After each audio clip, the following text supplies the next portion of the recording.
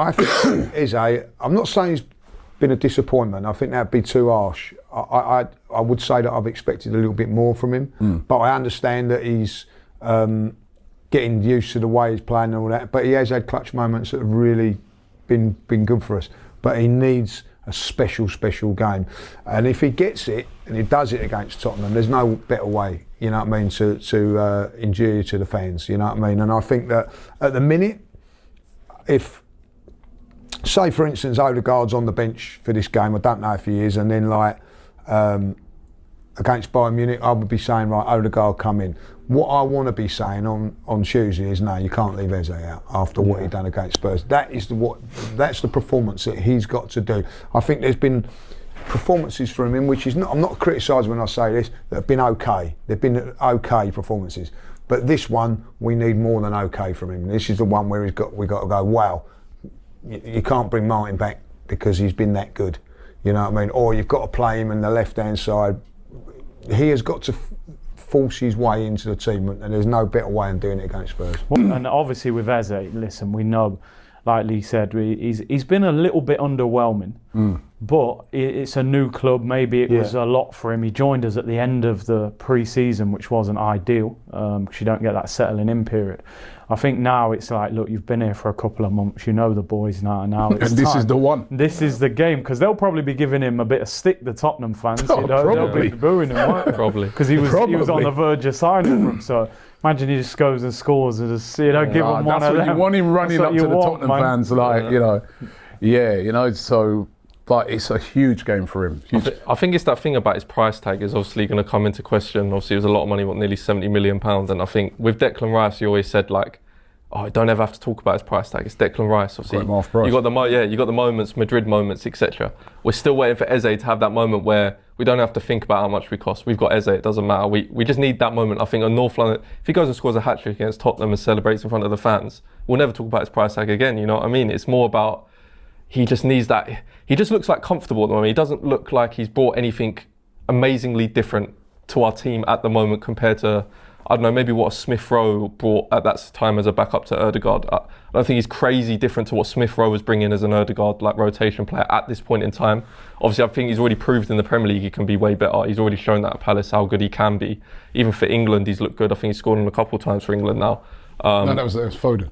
Oh yeah, sorry guys. Had nothing to do with him. Just a tap into the top corner. But yeah, I think he's been. I did say it in an earlier pod that unfortunately for him, I did think that if we did start to drop points, I said that Eze will be the first player that we start to point fingers at, purely down to the fact that I haven't seen him like grab a game yet. I think the best thing he's done for us so far was probably that Man City sort of just.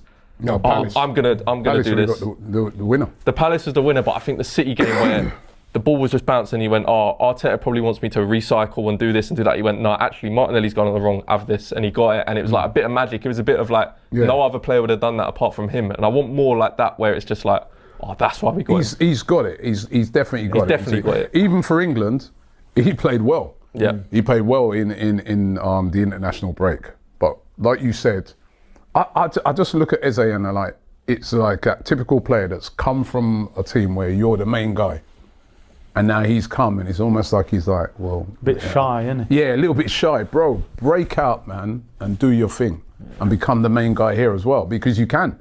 But obviously there's a lot of main guys in this team. You've got Declan Rice, you've got Isaka, you've got Gyökeres, who was the main guy at his place. He wants to be the main guy. You've got to lose the shyness a bit, really, and just impose yourself.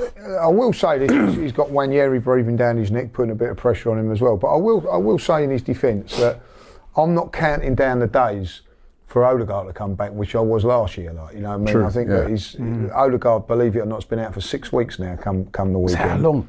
Wow. You know what I mean? And as good as Odegaard is, we're not sort of turning around and going, oh, we want him back. But you know what I mean? We're not. I remember last season, I was just counting down the days when he was coming back, and I think in the end they probably rushed him back, I think Eze's done a decent job, doing that, you know what I mean? But as we all say, we just want him to you know, take the game by the scruff of the neck, win a game for us and all that, like, you know, or just be the main man. I think at the end of the day, he's on the periphery of a lot of games, and that's not criticism. But now we want you're here. You've been signed for these games. This week. This week is this what is you're the here game. for. I fancy him for this game, you know. Yeah, I fancy him, I think man. he's here for this fancy him. week, you know what I mean? This is the week where Bayern Munich, Chelsea afterwards, you know what I mean? Like, this is the week you've, not just him, there's other players in the team as well. Zubimendi has done very, very well. You're here because of this week. Declan Rice, you're here because of this week. Gyökeres, if he's about, is for this week. And Eze as well, like, you know. And if all of them players step up, we've got a great chance. Yeah, definitely.